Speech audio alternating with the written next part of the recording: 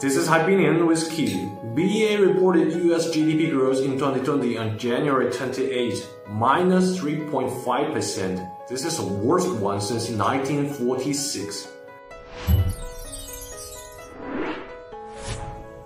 As Reuters reported, nearly every sector in the US, except government and the housing market, contracted last year. Consumer spending accounts for more than two-thirds of the economy, has plunged 3.9%, the worst performance since 1932.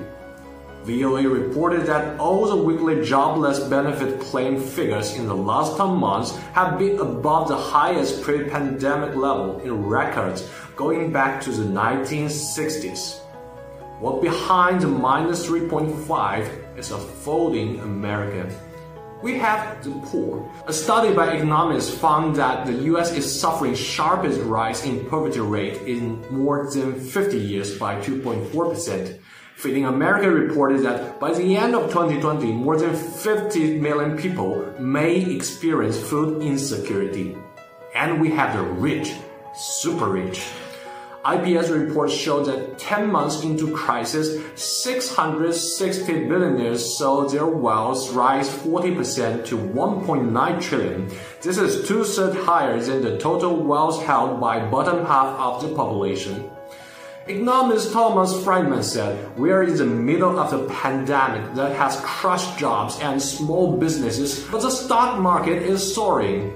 This is not right." Concerns and reflections follow the worst data in the US had in 74 years.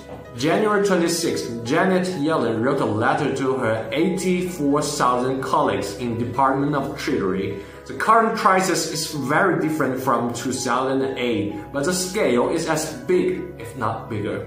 Powell on 27th warned that US economy is long away from a full recovery. NPR reviewed the whole year, then said strong third quarter cannot offset the impact. The economy falters in the last 3 months of the year. With COVID still killing around 4,000 Americans every day, economic activity is likely to remain subdued to the next several months. Minus 3.5. This is not only a low point in the economic curve, but also a wound that can hardly heal on the ordinaries who are trapped by the unemployment, starving, and death. Vaccines incoming, Americans tweeted light at the end of the tunnel. But as the average daily death cases in the US is about 3,000, 4,000, as the richest is being richer. How far is it from the end? No one knows. This is Steve, glad to have you with us.